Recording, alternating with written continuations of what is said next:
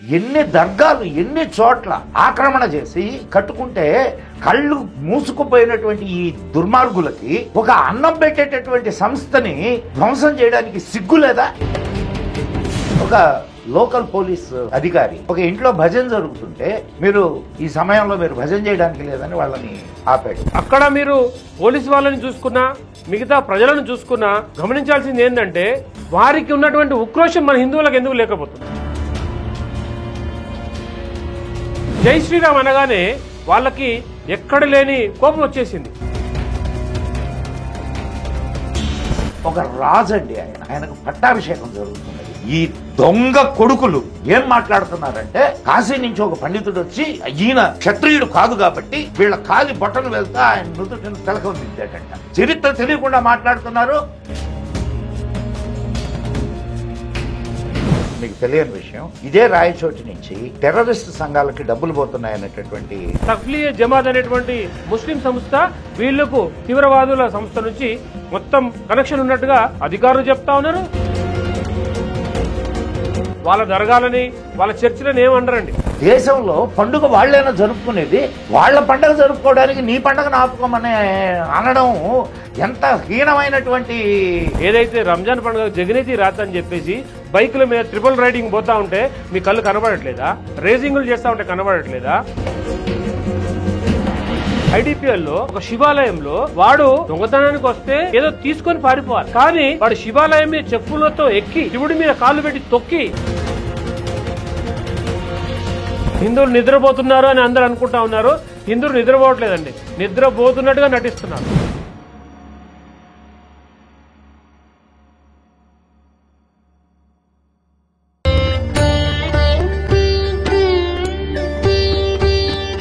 భక్తివన్ ప్రేక్షకులకు మదన్ గుప్తా నమస్కారం. మిత్రులారా, అనేక సంఘటనలు గత కొద్ది రోజులుగా మన రెండు తెలుగు రాష్ట్రాల్లో జరుగుతున్నాయి. వీటి మీద అటు ప్రభుత్వం ఇటు హిందూ సంఘాలు ఆదమర్చి నిద్రపోతున్నాయేమో అనిపిస్తుంది. ఎవరూ స్పందించడం లేదు. కానీ మీకు సుపరిచితుడు, నిరంతరం ధర్మం కోసం పోరాడేటటువంటి పోరాట వీరుడు కట్టెగుమ్మల రవీందర్ రెడ్డి గారు, హిందూ జేఏసీ ప్రెసిడెంట్, ఈరోజు మనతోటి ఉన్నారు. అనేక విషయాలు మనం చర్చించాల్సినటువంటి విషయాలు ఉన్నాయి. వాటిని గురించి మనం చర్చించుకుందాం. Welcome to Bhaktivan channel Ravinder Reddy గారు. నమస్కారం అండి. నమస్తే రవీందర్ రెడ్డి గారు. ఈ మధ్యకాలంలో ఒక పక్క హిందూ చైతన్యం వెల్లివిరుస్తుంది అని సంకల్గుద్దుకుంటున్నటువంటి ఈ సమయంలో రెండు రాష్ట్రాల్లో అనేక సంఘటనలు జరిగినాయి. ఈ సంఘటనల మీద ఏదో తాత్కాలికంగా కాస్త ఆవేశంగా వచ్చారు, తర్వాత చల్లబడిపోయారు. ఇప్పుడు రాయచోటి సంఘటన తీసుకుంటే రాయచోటిలో ఒక అసలు అది చాలా నిందనీయమైనటువంటి విషయం. అక్కడ కొలువై ఉన్నటువంటి వీరభద్రుడు చాలా ప్రసిద్ధమైనటువంటి ఆలయం. అక్కడ ఆ ఊరేగింపు మీద దాడి జరగడం చాలా శోచనీయమైనటువంటి విషయం. దీనికి ఆ 2 రోజులు కాస్త హడావుడి చేశారు. అసలు దాని గురించి మళ్ళా పట్టించుకున్నటువంటి నాదుడు లేడు. పోతే ఇంకొక విషయం అక్కడ వెలుగులోకి వచ్చింది. ఒక లోకల్ పోలీస్ అధికారి ఒక ఇంట్లో భజన జరుగుతుంటే మీరు భజన చేయడానికి లేదు, మీరు ఈ సమయంలో మీరు భజన చేయడానికి లేదని వాళ్ళని ఆపాడు. ఇది ఏమిటి ఈ పరిస్థితి? దీనికి ఎలా స్పందించాలి? దీనికి ఎటువంటి చర్యలు మీరు ఆలోచిస్తున్నారు? ముందుగా భక్తివన్ ప్రేక్షకులకు నమస్కారం. ఏదైతే రాయచోటి సంఘటన అనేది చాలా హృదయ విదారకమైనటువంటిది. కొన్ని వందల సంవత్సరాల నుంచి కూడా వీరభద్రస్వామి ఊరేగింపు జరుగుతూ ఉంది. సుమారు 1400 ఏళ్ల కింద ఈ యొక్క దేవాలయం నిర్మించినట్టుగా చరిత్ర చెప్తా ఉంది. అప్పటి నుంచి కూడా ఈ యొక్క తేరు ఊరేగింపు అనేది జరుగుతూ ఉంది. నిన్నగాక మొన్న వచ్చి ఒక ప్రార్థన మందిరం కట్టుకొని ఇవాళ యావత్ హిందూ సమాజాన్నే శాసించే స్థాయికి అక్కడ ఉన్నటువంటి అన్యమతస్థులు మన హిందూ సమాజాన్ని ఛాలెంజ్ చేస్తూ ఉన్నారు. ముఖ్యంగా ఏదైతే ఆ ఒక ఊరేగింపు జరుగుతుందో ఆ ఊరేగింపు జరుగుతున్న సమయంలో అక్కడ ఉన్నటువంటి అన్యమతస్థులు ప్రార్థనలు చేసుకుంటున్నారు. వారు ప్రార్థనలు వారు చేసుకోకుండా బయటికి వచ్చి మీరు ఊరేగింపు ఆపాలని చెప్పి శాసించడం జరిగింది. అక్కడ కొంతమంది జై శ్రీరామ్ అని అరవడం జరిగింది. జై శ్రీరామ్ అనగానే వాళ్ళకి ఎక్కడ లేని కోపం వచ్చేసింది. భారతదేశంలో ఉంటూ మన ఎంగిలి మెతుకులు తింటూ ఇవాళ జై శ్రీరామ్ అంటేనే వాళ్ళు మన మీద దాడి చేసే ప్రయత్నం చేశారు. అక్కడ మీరు పోలీసు వాళ్ళని చూసుకున్నా మిగతా ప్రజలను చూసుకున్నా గమనించాల్సింది ఏంటంటే వారికి ఉన్నటువంటి ఉక్రోషం మన హిందువులకు ఎందుకు లేకపోతుంది? తన మతం మీద వాడికి ఉన్నటువంటి ఒక ఉక్రోషం అనేది వాడిని అంటే వాడు ఏదైనా అంటే వాడికి ఏదో సొంత ఇంట్లో ఏదో జరిగిపోయి వాడి ఇంట్లో వాడు పిల్లాన్ని భార్యని అన్నట్టుగా ఫీల్ అయిపోయి వచ్చి ఇతరుల మీద దాడి చేస్తూ ఉన్నాడు. అలాంటిది మన హిందువులకు లేకుండా పోయింది. అక్కడ మన కొంతమంది హిందువులు జై శ్రీరామ్ అనగానే వాళ్ళు మన హిందువులపైన దాడి చేశారు. ఇక్కడ దాడి ఇరు వర్గాల మీద దాడి జరుగుతున్నప్పుడు అక్కడ ఉన్న పోలీసు వాళ్ళు కూడా వచ్చి హిందువుల మీదే వాళ్ళు కేసులు పెట్టారు. సుమారు ఒక 200 మంది హిందువులపైన కేసులు పెట్టారు. ఇక్కడ చూడండి, ఇంకో విషయం ఏంటంటే ఈ సంఘటన జరగగానే వెంటనే రకరకాల ముస్లిం సంస్థలన్నీ కూడా డీజీపీకి పై స్థాయి అధికారులకు వెళ్ళిపోయారు. మా వాళ్ళ మీద కేసు కావద్దని చెప్పి ఎంత ప్రీ ప్లాన్డ్గా ఉన్నారో చూడండి.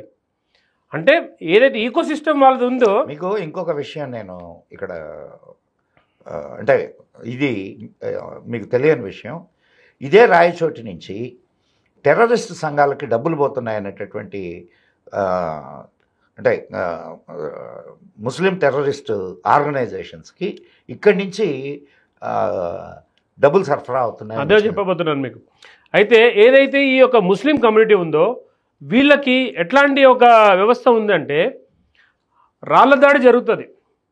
రాళ్ల దాడి జరిగినప్పుడు ఏదైతే నిందితులు ఉన్నారో నిందితుల గురించి సుప్రీంకోర్టులో 5 మంది జడ్జిలు వచ్చి నిలబడ్డారు 48 గంటల్లో. చూడండి, వారు ఎవరైతే ఉన్నారో అడ్వకేట్లు వారిని ఒక్కరోజు హైర్ చేసుకోవాలంటే మన ఆస్తులు అమ్ముకోవాలి. అంత పెద్ద లాయర్లు ఉదయం పొద్దున్నే సుప్రీంకోర్టులో వచ్చి నించున్నారు ఈ ఒక నిందితుడు రాకముందే. అలాంటి వ్యవస్థ వీళ్ళంతా సెట్ చేసుకొని ఉన్నారు. ఏదైతే ఇక్కడ హలాల్ పేరు మీద తర్వాత రకరకాలుగా మనము ఏదైతే మన హిందువులము మనము వాళ్ళ వస్తువులు కొంటూ వాళ్ళకి ఇండైరెక్ట్గా మనము ఆదాయం కల్పిస్తూ ఉన్నాం. కొన్ని 100,000 కోట్ల రూపాయలు ఆదాయం కలుగుతూ ఉంది. వాళ్ళంతా కూడా ఈ యొక్క తబ్లీగ్ జమాత్ అనేటువంటి ముస్లిం సంస్థ వీళ్లకు తీవ్రవాదుల సంస్థ నుంచి మొత్తం కనెక్షన్ ఉన్నట్టుగా అధికారులు చెప్తా ఉన్నారు. తేలింది కూడా. కొన్ని 1,000 కోట్ల రూపాయలు ఫండ్స్ పెట్టుకొని ఇవాళ మన హిందుత్వం మీద సనాతన ధర్మం మీద దాడి చేయడానికి ఒక రాయచోటి కాదండి. ఇక్కడ మీరు రాయచోటి ఒకటి చూసుకుంటున్నాం మనం. ఒక రాయచోటి ఈకో సిస్టమ్ ఎట్లా ఉందంటే ఈ ఆంధ్రప్రదేశ్ తెలంగాణ కాకుండా యావత్ భారతదేశంలో కూడా వీళ్ళ ఈకో సిస్టమ్ అంతా కూడా వీళ్ళంతా సంఘటితమై ఉన్నారు. దేశద్రోహ శక్తులన్నీ కూడా సంఘటితమై ఉన్నారు. వీళ్ళకి ఒకటి మనము హిందువులుగా మన ఈకో సిస్టమ్ ఎంతవరకు పెంచుకోగలుగుతున్నాం. ఇప్పుడు హిందూ సంఘాలు చాలా ఉన్నాయండి. మీరు ఆ రాయచోటి విషయంలో చూస్తే ఆ ఎఫ్ఐఆర్లో ఏం రాశాడు తెలుసా అండి? విహెచ్పి ఆర్ఎస్ఎస్ మత తీవ్రవాదులని రాశాడండి. అంటే ఏకంగా దేశ ప్రధానే ఆర్ఎస్ఎస్ అని చెప్తా ఉన్నాడు. కొంతమంది సీఎంలు ఆర్ఎస్ఎస్ నుంచి వచ్చిన వాళ్ళు ఉన్నారు, విహెచ్పి నుంచి వచ్చిన వాళ్ళు ఉన్నారు. అంటే వీళ్ళు ఏకంగా ఒక ఆర్ఎస్ఎస్ని ఒక విహెచ్పిని పెద్ద పెద్ద హిందూ సంస్థల్ని కూడా టార్గెట్ చేస్తూ వీళ్ళు ఎఫ్ఐఆర్ చేసే పరిస్థితిలో ఉంది. ఇప్పుడు అక్కడ బీజేపీతో కలిసినటువంటి ప్రభుత్వమే కదా ఉన్నది. మరి ఆ ప్రభుత్వం ఇటువంటి దాడులు జరుగుతుంటే అక్కడ ఉన్నటువంటి బీజేపీ నాయకులు ఏం చేస్తున్నారు? లేదు సెంట్రల్లో ఉన్న బీజేపీ నాయకులు ఏం చేస్తున్నారు? ఇక్కడ రాజకీయ నాయకులు ఎంతసేపు ఓటు బ్యాంకు రాజకీయంగా మాట్లాడుతూ ఉన్నారు.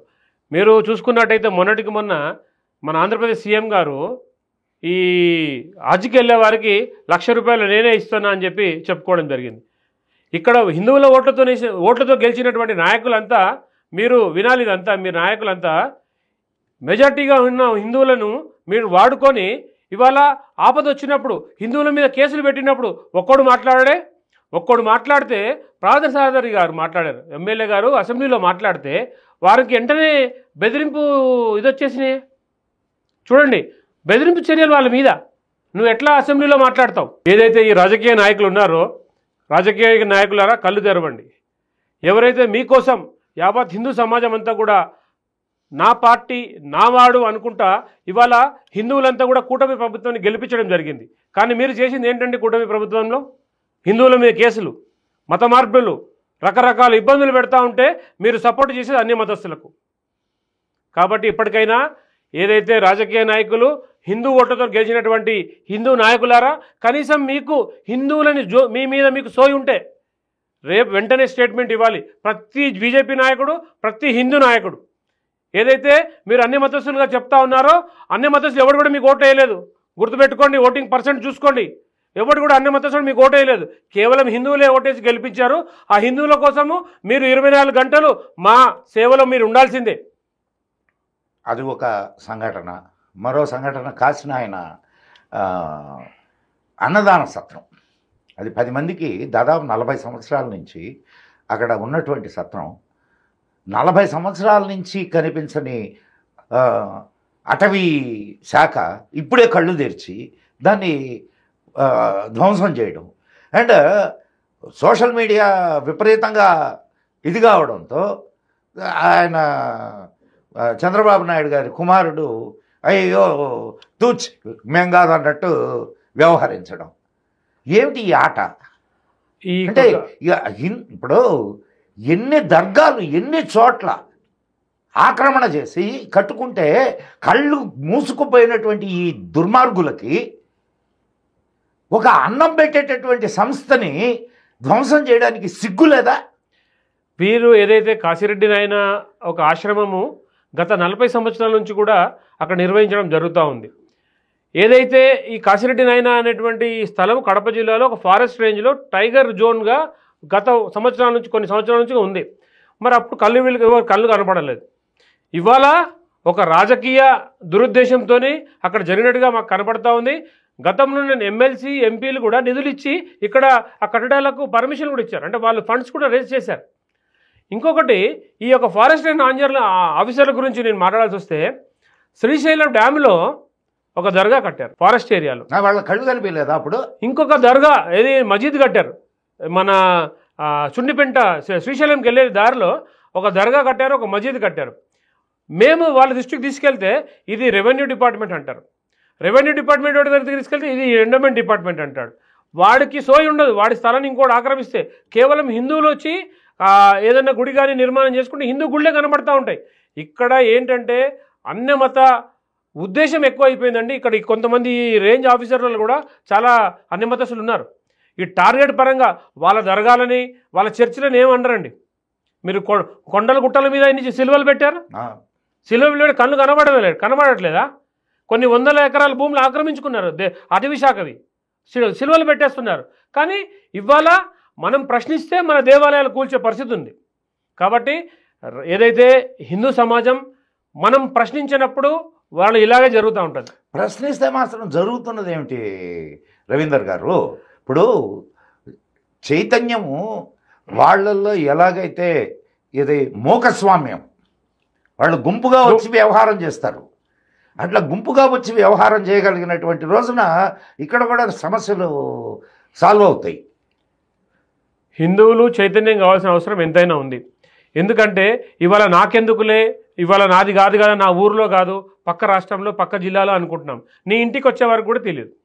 కాబట్టి అనుకుంటే నీ ఇంటికి అంటుకుంటుందనే సంగతి మర్చిపోతే ఎప్పుడైనా పరిస్థితి ఎట్నే ఉంటుంది. హిందువులు జాగృతం కావాల్సిన అవసరం ఎంతైనా ఉంది. హిందువులు నిద్రపోతున్నారు అని అందరూ అనుకుంటా ఉన్నారు. హిందువులు నిద్రపోవట్లేదండి, నిద్రపోతున్నట్టుగా నటిస్తున్నారు. ఇప్పుడు నిద్రపోతున్నా లేపొచ్చు, మనం నిద్రపోతున్నా నటించడం ఎలా లేపుతాం? తన్ని లేపాలా, తట్టి లేపాలా? కాబట్టి హిందూ సమాజం మేలుకోవాలి. మీరు ఈ యొక్క నటన నుంచి బయటికి రావాలా. ఎప్పుడైతే ఈ సమాజం నాది, ఇక్కడ దేవాలయంలో కానీ హిందువుల మీద జరిగే దాడి నా మీద జరిగిందంటే భావన జరిగినప్పుడే ఈ యొక్క సమస్యలన్నింటినీ కూడా చెక్ పెట్టే ఒక అవకాశం ఉంటుంది. రాజకీయ నాయకుడు కూడా అప్పుడే వింటాడు. ఎప్పుడైతే ఈ యొక్క హిందూ సమాజం చైతన్యవంతమై మూకుమ్మడిగా, మీరు మనలో ఉన్నటువంటి మైనస్ వాళ్ళలో ఉన్న ప్లస్ ఏంటంటే ఒక చిన్న కార్యక్రమం అయితే అందరూ వాళ్ళు గుంపుగా వచ్చేస్తారు. అదొకటే కాదండి, ఇంకొక ఇది కూడా ఉన్నది. వాళ్ళకున్న ప్లస్ మనకున్న మైనస్. మనం విడిపోయి ఓట్లు ఎవరికి పడితే వాళ్ళకి వేస్తాం. వాళ్ళు మూకుమ్మడిగా ఒకటికి వేయాలా అనుకుంటే వాళ్ళకి వేస్తారు. సిగ్గులేని హిందువులు వాళ్ళకి ఎవడు మేలు చేస్తాడో వాళ్ళకి వేయడం కానీ మొదలు పెడితే, లేదా వాళ్ళ దగ్గరికి వచ్చిన వాళ్ళని ప్రశ్నించడం మొదలు పెడితే చాలు, హిందువులు ఇప్పుడు ఓటు బ్యాంకుగా మారాల్సిన అవసరం ఎంతైనా ఉంది. ఖచ్చితంగా ఆడు ఏ పార్టీ అయినా ఉండండి, మనమంతా మన హిందూ ధర్మం కోసం ఎవడైతే మేనిఫెస్టోలో పెడతాడో వాడికి ఓటేస్తాం. కాబట్టి అట్లాంటి ఒక సందర్భం వచ్చినప్పుడే హిందువులు అనేవాళ్ళు మనమంటే రాజకీయ నాయకులకే కానీ మిగతా వాళ్ళకు కూడా భయం ఉంటుంది. ఇవాళ పోలీస్ అధికారులు చూడండి, మొన్నటికి మొన్న పండగ విషయంలో హోలీ పండుగ సందర్భంగా ఒక సర్క్యులర్ ఇచ్చేసారండి. 144 సెక్షన్ అని చెప్పారు. ఓవరాల్గా 144 సెక్షన్ చెప్పారు. వాళ్ళు ఇచ్చిన సర్క్యులర్లో మాత్రం ఏటీసీ ఏదో చట్టం పెట్టారు. అంటే 144 లేదు అందులో. కానీ కొంతమంది అంటే వాళ్ళని మెప్పు కోసము. నాకు ఇక్కడ అర్థం కాని విషయం ఒకటి ఉన్నది రవీందర్ గారు. ఇప్పుడు దేశంలో పండుగ వాళ్ళైనా జరుపుకునేది, వాళ్ళ పండుగ జరుపుకోవడానికి నీ పండుగను ఆపుకోమని అనడం ఎంత హీనమైనటువంటి. అంటే ఈ దేశంలో, హిందూ దేశంలో హిందువులు వాళ్ళకి ఏం అధికారాలు లేనట్టుగా నాకు కనిపిస్తున్నది. అయితే ఇక్కడ వాళ్ళ పండుగ నెల రోజులు జరుగుతుంది. మన సంవత్సరానికి ఒక్కరోజు వచ్చే పండుగనే, ఒక్కరోజు చేసుకునే పండుగని వీళ్ళు ఆపేసేయమని చెప్పి, వీళ్ళు 144 సెక్షన్ పెట్టి బైక్ల మీద తిరగొద్దని చెప్పి ఇలాంటి చర్యలు పెడుతున్నారే. మరి మీ కళ్ళు దొబ్బాయా? మీరు ఏదైతే రంజాన్ పండుగ జగనేతి రాత అని చెప్పేసి బైకుల మీద ట్రిపుల్ రైడింగ్ పోతూ ఉంటే మీ కళ్ళు కనబడట్లేదా? ముగ్గురు ట్రిపుల్ రైడింగ్ చేస్తూ ఉంటే మీకు కనబడట్లేదా? రేసింగులు చేస్తూ ఉంటే కనబడట్లేదా? ఏదైతే మీరు ఒక తెల్లగుడ్డ చిప్పబెట్టుకుంటే మీరు హెల్మెట్ కూడా అడగరే?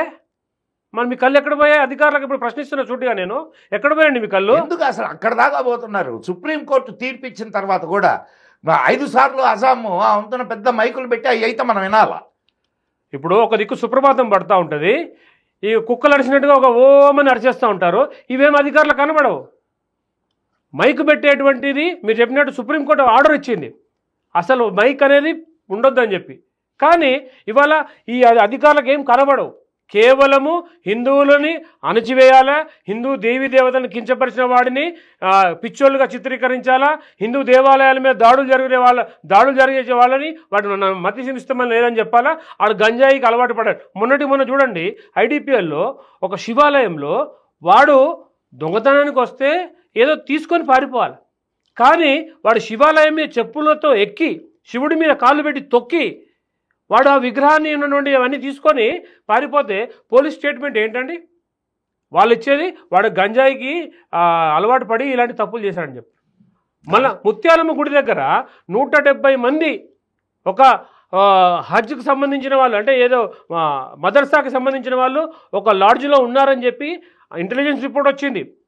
వాడెవడో పట్టుకున్నాడు పిచ్చోడని చెప్పారు. మరి మిగతా 170 మంది ఎక్కడ పోయారండి? అంటే ఎలాంటి ఇన్వెస్టిగేషన్ లేదు. ఈ యొక్క రాష్ట్రంలో సీఎం కానీ మిగతా మినిస్టర్లు కానీ మీకు చిత్తశుద్ధి ఉంటే ఏదైతే ఉద్దేశపూర్వకంగా హిందువుల మీద జరుగుతున్న దాడులని వెంటనే ఖండించాలి.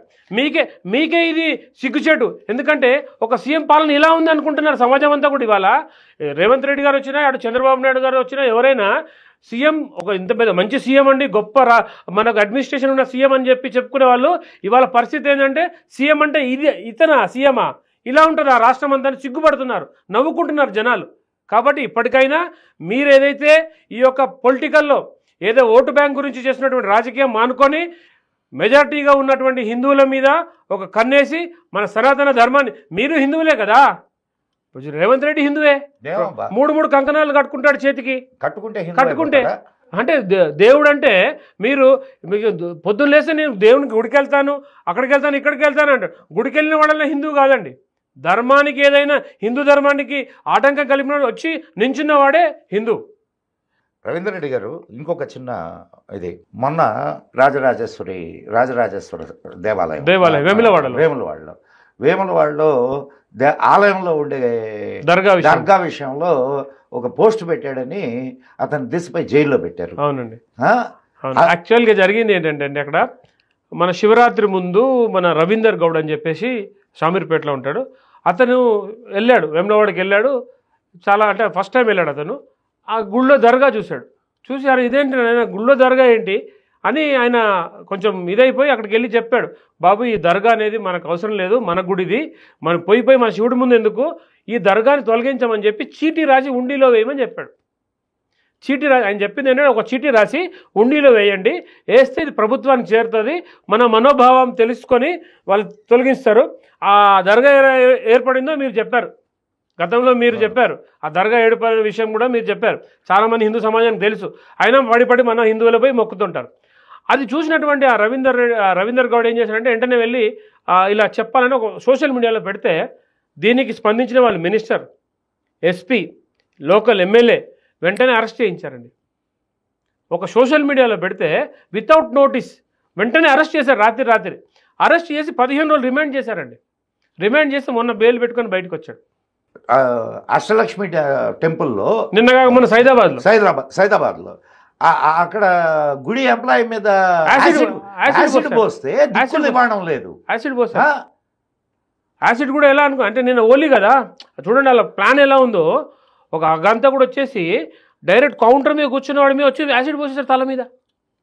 ఇది అసలు ఏం జరుగుతుంది? ఇంతవరకు ఒక స్టేట్మెంట్ లేదు, ఇంతవరకు ఎలాంటి ఎంక్వైరీ లేదు. అసలు మనం ఏ రాష్ట్రంలో ఉన్నామో, ఏ ప్రభుత్వాలు రాజ్యం వెళ్తున్నారో అర్థం అవ్వట్లేదు. ముఖ్యంగా ఈ యొక్క రాజ్య అధికారం ఎవరికైతే ఉందో వాళ్ళకి నిబద్ధత లేకుండా పోయింది. హిందువులంటే హేళనగా చూస్తున్నారు, హిందువులంటే చులకన భాగంగా ఉంది.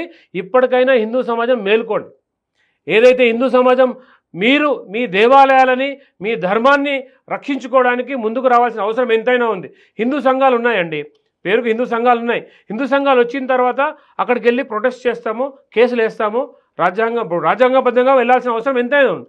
కానీ హిందువులంతా ఐకమత్యమైనప్పుడే మనము ఎలాంటిదైనా పోరాడినప్పుడు మనం విజయం సాధించగలుగుతాం. కాబట్టి మొన్న చూడండి శివాజీ జయంతికి మీరు ఆ విషయం సిపిఐ సిపిఎం అది మరీ దారుణం. ఇప్పుడు వానరసేన వాళ్ళ మీద కేసులు కూడా వేస్తున్నారు. అవునండి. అసలు హిందువులు లేదా హిందూ రాజులు అని అంటే ఈ దుర్మార్గులు నికృష్టులు అండి. వాళ్ళు కమ్యూనిస్టులు కాదు, నికృష్టులు. వాళ్ళు ఆయన్ని ఎన్ని రకాల మాటలు మాట్లాడారు. అండ్ వాడు చెప్తాడు ఒకడు, ఇది ఒక బ్రాహ్మడంట కాశీ నుంచి బ్రాహ్మణ్ణి పిలిపిస్తే ఆడు కాలి బొటన వేలుతో ఈయన నుదుటిన సిగ్గుందా అండి ఈ ఎదవలకి? ఏం ప్రచారం చేస్తున్నారు వీళ్ళు? వాళ్ళు రవీందర్ రెడ్డి గారు, ఈ సబ్జెక్ట్ నాది కాబట్టి నేను మాట్లాడుతున్నాను. ఒక రాజు అండి ఆయనకు పట్టాభిషేకం జరుగుతున్నది. ఈ దొంగ కొడుకులు ఏం మాట్లాడుతున్నారంటే కాశీ నుంచి ఒక పండితుడు వచ్చి ఈయన క్షత్రియుడు కాదు కాబట్టి ఆయన వీళ్ళ కాలి బొట్టను వెళ్తా ఆయన నుదుటిని తిలకం దిద్దాడంట. ఏమండి, భారతదేశంలో క్షత్రియులు కానటువంటి రాజులు ఎంతమంది ఉన్నారు? ఎంతమందికి పట్టాభిషేకం జరిగింది తెలుసా? వీళ్ళకి చరిత్ర తెలియకుండా మాట్లాడుతున్నారు. అక్కడ మన అసలు ఈ కథ రాసింది ఎవడో తెలుసా? పెరియార్ రామస్వామి నాయకర్ అని తమిళ వాళ్ళు దేవుడుగా పూజిస్తారు ఆయన్ని. వాడు ఒక పర్వర్టెడ్ ఫెలో. వాడు రాసిన నాటకాన్ని బేస్ చేసుకొని ఈ కథ అల్లుతారు. ఎక్కడ చరిత్రలో దీనికి సంబంధించిన దాఖలాలే కనిపించవు. అండ్ వీళ్ళకి నాకు అనిపిస్తుంది రవీందర్ రెడ్డి గారు, ఇప్పుడు ముస్లింలు జనానాల్లో వేల మంది స్త్రీలు ఉండేవాళ్ళు. బహుశా వాళ్ళకు పుట్టిన పిల్లలు ఏమయ్యారో తెలియదు, కానీ ఆ తర్వాత ఏమన్నా ఇట్లా తయారయ్యారేమోనని అనిపిస్తుంది. యాక్చువల్గా వీళ్ళకి ఏ సబ్జెక్ట్ దొరకలేదు. ఇవాళ హిందువులు చైతన్యం అవుతున్నారు, అది సమాజం చూస్తూ ఉంది. శివాజీ మహారాజ్ ఇవాళ హిందూ అనేవాడు ఉన్నాడు అంటే ఆయన దయాభిక్ష హైందవీ సామ్రాజ్యానికి బీజం వేసినటువంటి వాడు, హిందువులను ఉత్తేజితుల్ని చేస్తున్నటువంటి ఒక స్ఫూర్తి మూర్తి ఆయన. ఇవాళ శివాజీ మహారాజ్ వారసులు సంభాజీ మహారాజ్ చావా సినిమా చూసిన తర్వాత ఇవాళంతా ఉత్తేజం అవుతున్నారు పిల్లలంతా కూడా హిందువులు మన గురించి. వీళ్ళ ఒకటే ఉద్దేశం ఏంటంటే సమాజంలో చిచ్చు పెట్టాలి. దానికోసం ఒకరిని ఇప్పుడు ఒక చిన్న లాజికల్ పాయింట్ రవీందర్, ఒక రాజు ఆయన పట్టాభిషిక్తుడు అవుతున్నాడు. అది ఎవరు? ఆయన హైందవీ సామ్రాజ్యాన్ని స్థాపన చేసినటువంటి వాడు.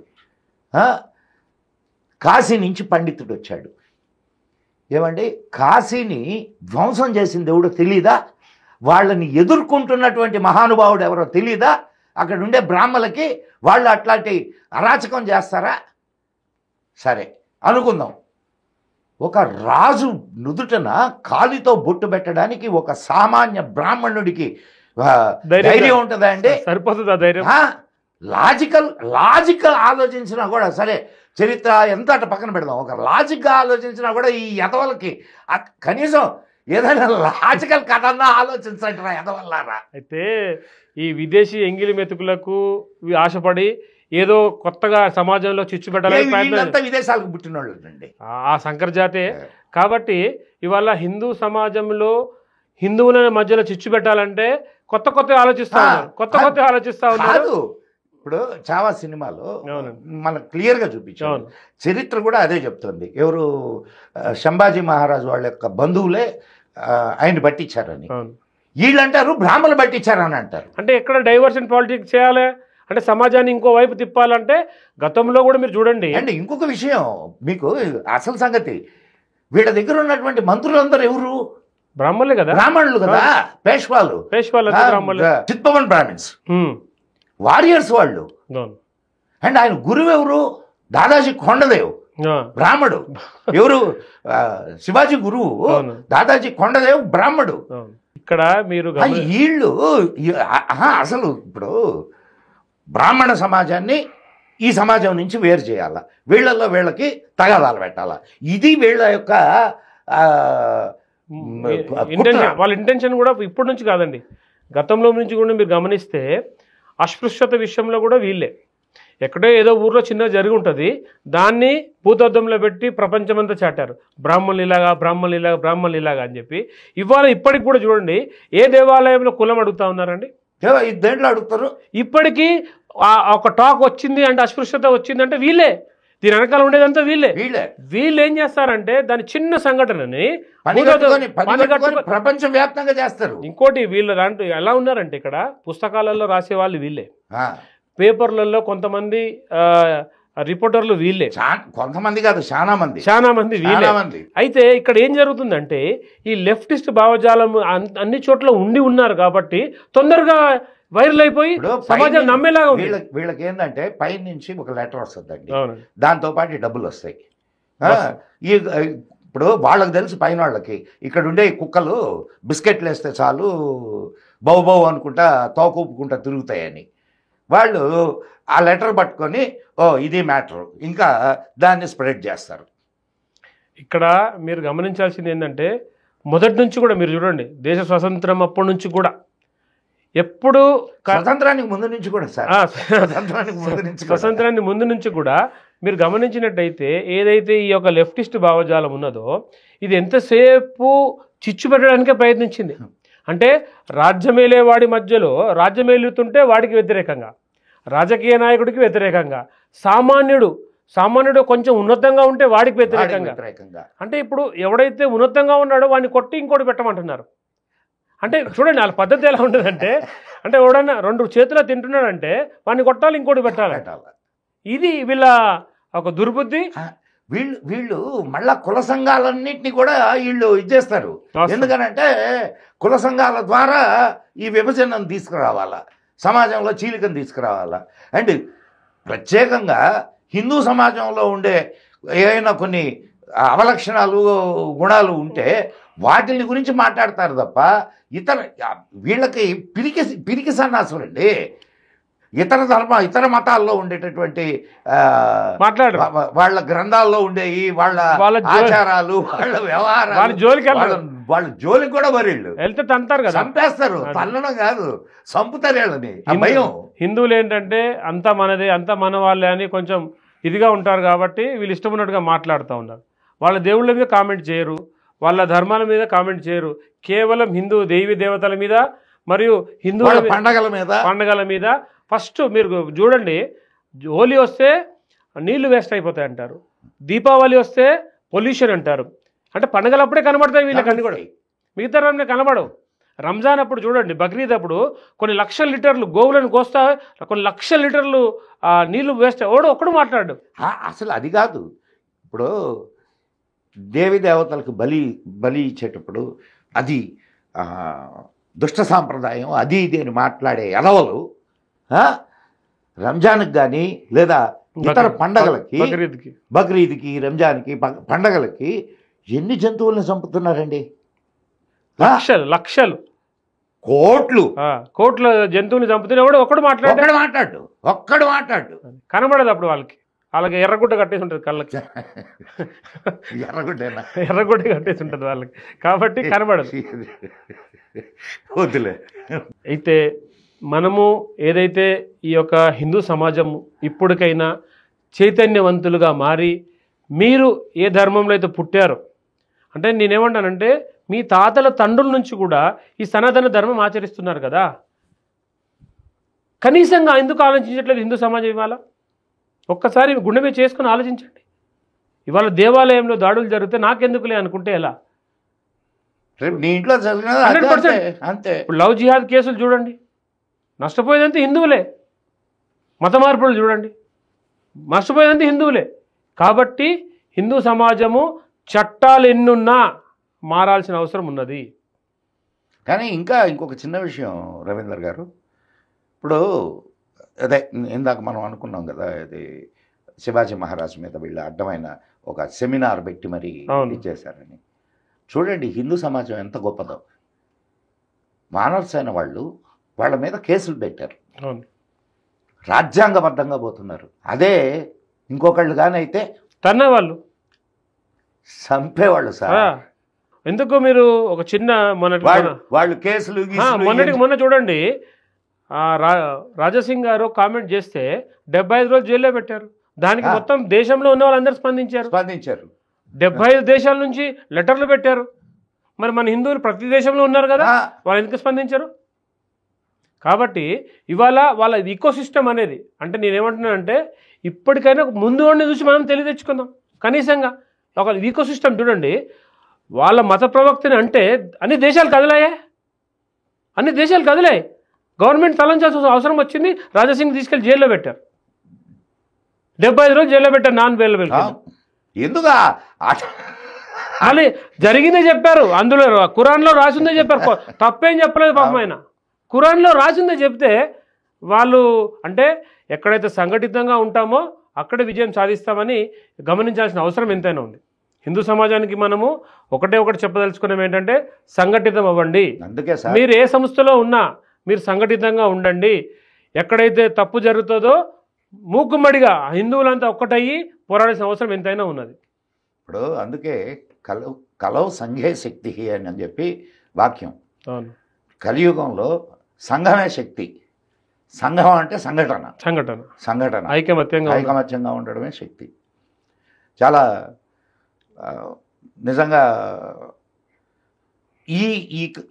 ఇప్పుడు జరిగినటువంటి ఈ విషయాల మీద మీ జేఏసీ ఎలా స్పందిస్తుంది?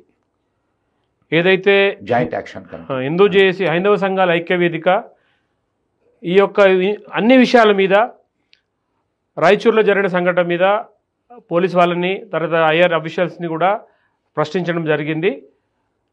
వారు ఎంక్వైరీ చేసి మిగతా వాళ్ళ మీద కేసు చేస్తామని చెప్పడం జరిగింది. అక్కడ మన హిందూ దేవాలయ పరిరక్షణ సమితి బసవరాజు గారు ఇదంతా అక్కడ రాయచోటి వారికి దగ్గరగా ఉంటుంది కాబట్టి వారు ఇదంతా చూస్తూ ఉన్నారు. మరియు ఇది ఏదైతే మన కసిరెడ్డి నాయన అది ఆ విషయంలో కూడా తాత్కాలికంగా ఏదైతే ప్రభుత్వం ఆ కూల్చివేతలు ఆపడం జరిగింది. ఇక ముందు అంటే కట్టిస్తానని కూడా అయితే యాక్చువల్గా ఏంటంటే ఇది ఢిల్లీలో హెడ్ ఆఫీస్ ఫారెస్ట్ డిపార్ట్మెంట్ ఢిల్లీలో ఉంది. కాబట్టి ఢిల్లీలో కూడా స్వామీజీ విరూపాక్షానంద స్వామి వారు చూస్తూ ఉన్నారు. వారితో మేము మాట్లాడడం జరిగింది.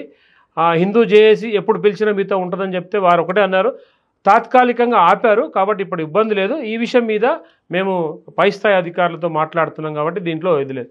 ఇంకొకటి మన శ్రీశైలం సంబంధించిన విషయంలో కూడా రేపు 20వ తారీఖు రౌండ్ టేబుల్ సమావేశం ఉంది. ఈవో గారితో మేము మాట్లాడడం జరిగింది.